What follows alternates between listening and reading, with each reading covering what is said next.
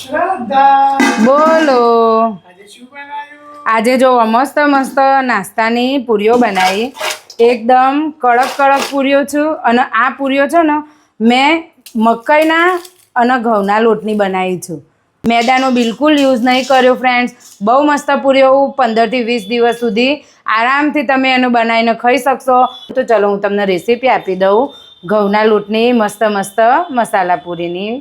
તો આજે આપણે અલગ પ્રકારની નાસ્તાની પૂરી બનાવવાના છીએ. આ પૂરીમાં આપણે મેદાનો કોઈપણ જાતનો ઉપયોગ કરવાના નથી. આ પૂરી ઘઉં, મકાઈનો લોટ, ચોખાનો લોટ અને સૂજીમાંથી તૈયાર કરીશું. એકદમ થોડા જ મસાલાઓ સાથે એટલી મસ્ત અને ટેસ્ટી પૂરી આપણે તૈયાર કરી શકીએ છીએ. તો ચાલો એના માટે મેં અહીંયા ઘડી આટલો ઘઉંનો લોટ લીધો છે. આ પૂરી આપણે નાસ્તા માટે બનાવીશું એટલે અઠવાડિયું 10 દિવસ તો ચાલશે જ. એટલે થોડાક ઘઉંનું લોટનું પ્રમાણ આપણે વધારે રાખીશું. તો પૂરી બનાવવા માટે મેં આ ઘઉંનો લોટ ચાળીનો લીધો છે. આશરે 3 વાટકી જેટલો ઘઉંનો લોટ છે.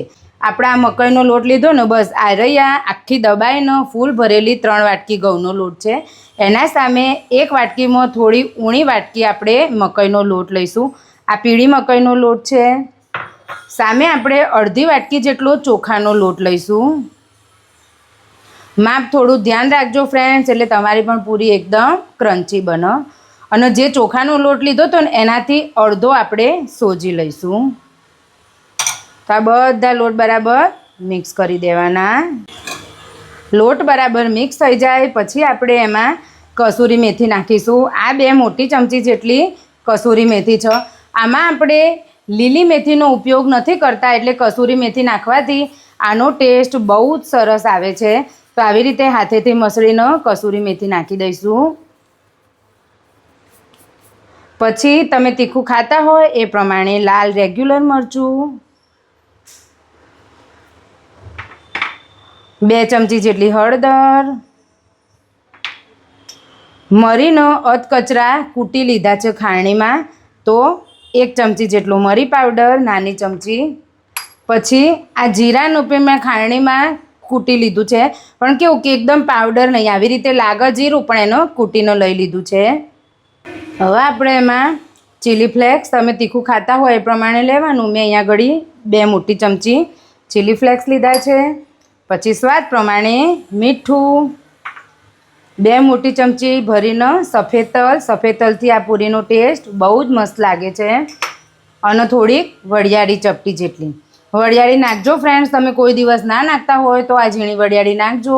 ખરેખર ખાવામાં બહુ ટેસ્ટી લાગે છે. પછી આપણે એમાં અડધો કપ જેટલું તેલ લઈશું. આ અડધો કપ ભરીને તેલ છે એ બધું તેલ આપણે આમાં રેડી દઈશું. સાથે સાથે 1/3 કપ ભરીને ઘી લઈશું. તેલ અને ઘી બંનેનું મિશ્રણથી પૂરી બહુ મસ્ત બને છે, ક્રન્ચી બને છે. તો આ બધું મિશ્રણ આપણે બરાબર મિક્સ કરીશું. આ રીતે બનાવેલી પૂરી ખાવામાં બહુ ટેસ્ટી હોય છે અને સાથે સાથે ઘરના બેઝિક મસાલાથી તૈયાર થઈ જાય છે.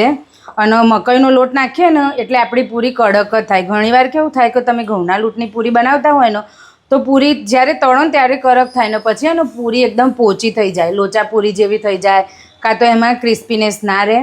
તો આપણે અહીંયા ઘડી એટલે જ મકાઈનો લોટ ઉમેર્યો છે કે મકાઈનો લોટ અને ચોખાનો લોટ આવે ને તો આપણી પૂરી ક્રિસ્પી જ રહે. તો બસ આપણે આવી રીતે બધા મસાલા ઉમેરી દઈશું. તમને માપનું તો ધ્યાન આવી ગયું ને ફ્રેન્ડ્સ. ઘઉંનો લોટ હતો 3 મોટી વાટકી, સામે 1 વાટકીમાં થોડોક ઓછો મકાઈનો લોટ હતો અને અડધી વાટકી જેટલો ચોખાનો લોટ હતો. અને જેટલો ચોખાનો લોટ હતો એનાથી ઓછો સોજી હતો. એકવાર મેં જે બધા મસાલા નાખ્યા ને એ બધા મસાલા નાખીને તમે આ રીતે પૂરી બનાવજો. બહુ મસ્ત પૂરી બનશે. માર્કેટમાંથી નાસ્તો લાવવાની જરૂર પડે નહીં. તો બસ ઘી, તેલ ને મસાલા બરાબર મિક્સ થઈ ગયા છે. અને જો લોટની કન્સિસ્ટન્સી આ રીતની છે. જો મુઠ્ઠી વાળીએ ને આ મુઠ્ઠી વળાઈ જાય છે અને એકદમ આરામથી તૂટી પણ નથી જતી. આવી રીતે ઢેપુના ઢેપું જ રહે છે. એટલે આટલું આપણને મોણ જુઓ. મેં તમને જે મૂળનું માપ અને લોટનું માપ બતાવ્યું ને એ પરફેક્ટ છે. અને મસાલા આપણે ટેસ્ટ અકોર્ડિંગ વધારે ઓછા કરી શકીએ. હવે આપણે આમાં થોડુંક પાણી વેળીને નહીં કઠણ અને નહીં નરમ એવો લોટ બાંધી દઈશું. જુઓ આવી રીતે આપણો લોટ બધો એક થઈ જાય ને પછી આને આવી રીતે વજન આપીને થોડોક ટૂંપવાનું, જેથી એકદમ સુવાળો લોટ થાય અને આપણો નાસ્તો સારો બને. આવી રીતે થોડુંક 5 મિનિટ સુધી આવી રીતે વજન આપીને લોટને ટૂંપવાનો. તો જુઓ ફ્રેન્ડ્સ, આવી રીતે આપણે નહીં નરમ ને નહીં કઠણ એવો પૂરીઓ માટેનો લોટ તૈયાર કરી લઈશું. જુઓ આવી રીતની કન્સિસ્ટન્સી આપણે લોટની. જુઓ હવે આપણે આનો ઢાંકીને અડધા કલાકનો રેસ્ટ આપીશું, જેથી આપણો લોટ બરાબર સેટ થઈ જાય. જો લોટે મસ્ત રેસ્ટ લઈ લીધો. જો આ બાઉલમાં પાણી વળી ગયું. તો બસ આપણે લોટનો હવે 5 મિનિટ સુધી વધારે મસળીશું. આવી રીતે 5 મિનિટ મસળ્યા પછી આપણે એના ગુલ્લા બનાવી લઈશું. તો ગુલ્લા બનાવવા માટે મેં અહીંયા ઘડી એક લોવું લીધું.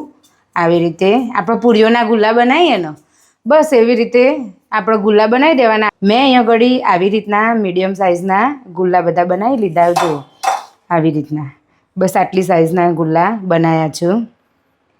પછી આપણે આવી રીતના બધા ગુલ્લા તૈયાર કરી લઈશું. જો આપણે આ સાઇઝના મેં બનાવ્યા. આવું તમે તમારી સાઇઝ જાતે નક્કી કરજો કે તમારે કઈ સાઇઝ બનાવવી. તો આપણે આવી રીતે બધા પૂરીના ગુલ્લા તૈયાર કરી લઈશું. આવી રીતે હવે આપણે એનું આવું બટર પેપર જેવું આવે ને એનું પાથરી દઈશું આપણે રસોડા પર. કેમ કે આ પૂરીમાં કેવું છે કે આપણે પહેલાં બધી પૂરીઓ વણીને સૂકવવાની જરૂર નથી. જેમ જેમ તમે પૂરીઓ વણ્યા કરો ને એમ એમ ધીમા ગેસે તળ્યા કરો ને તો વાંધો આવે નહીં. જો આવી રીતે પૂરી વણવાની. જો થિકનેસ બસ આટલી થિકનેસની પૂરી કરવાની. બહુ જાડી પણ નહીં અને બહુ પાતળી પણ નહીં.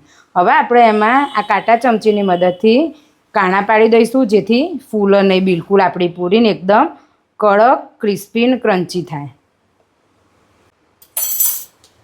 આવી રીતે આપણે બધી પૂરી તૈયાર કરી લઈશું. તો જો આવી રીતે મેં વણીનો પૂરીઓ તૈયાર કરી લીધી છે. અને એક બાજુ ગેસ પર તેલ પણ ગરમ થવા માટે મૂકી દીધું છે. હજી તો જો આટલી બધી બાકી છે, પણ ધીમે ધીમે વણ્યા કરવાનું ને કર્યા કરવાનું. હવે કેવું કરીશું, આ પૂરીઓની તળવાની રીત થોડીક અલગ છે.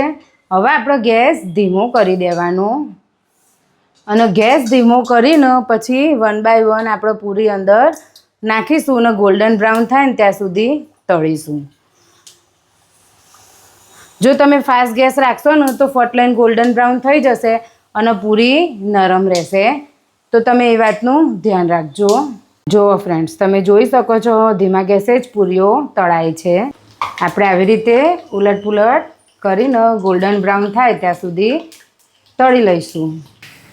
જુઓ ફ્રેન્ડ્સ, આવી રીતે ગોલ્ડન બ્રાઉન કલરની થાય ને એટલે આપણે એનો કાઢી લઈશું.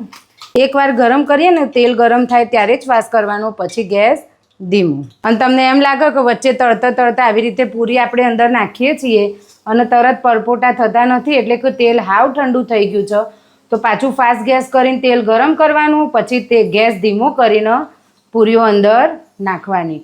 હું આ પૂરીઓ તળવાની ઇન્સ્ટ્રક્શન તમને એટલા જ માટે આપી રહી છું કે તમારી પૂરી એકદમ ક્રિસ્પી બને.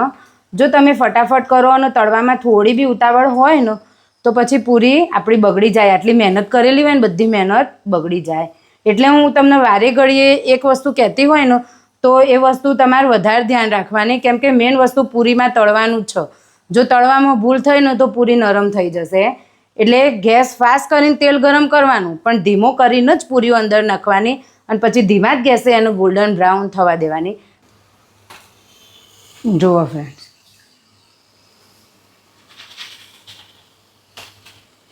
આપણે આવી રીતે બધી જ પૂરીઓ તળીને તૈયાર કરી લઈશું.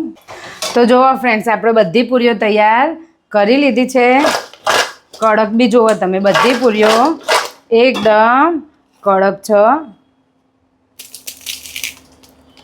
બધી પૂરીઓ આવી પૂરીઓ છે ફ્રેન્ડ્સ. તો તમે પણ આવી રીતે ઘઉં અને મકાઈ અને ચોખાના લોટની પૂરીઓ જરૂર બનાવજો. બહુ જ સરસ પૂરીઓ બને છે. તો હવે મળીશું આવી નવી બીજી રેસીપીમાં. ત્યાં સુધી બાય બાય, ટેક કેર.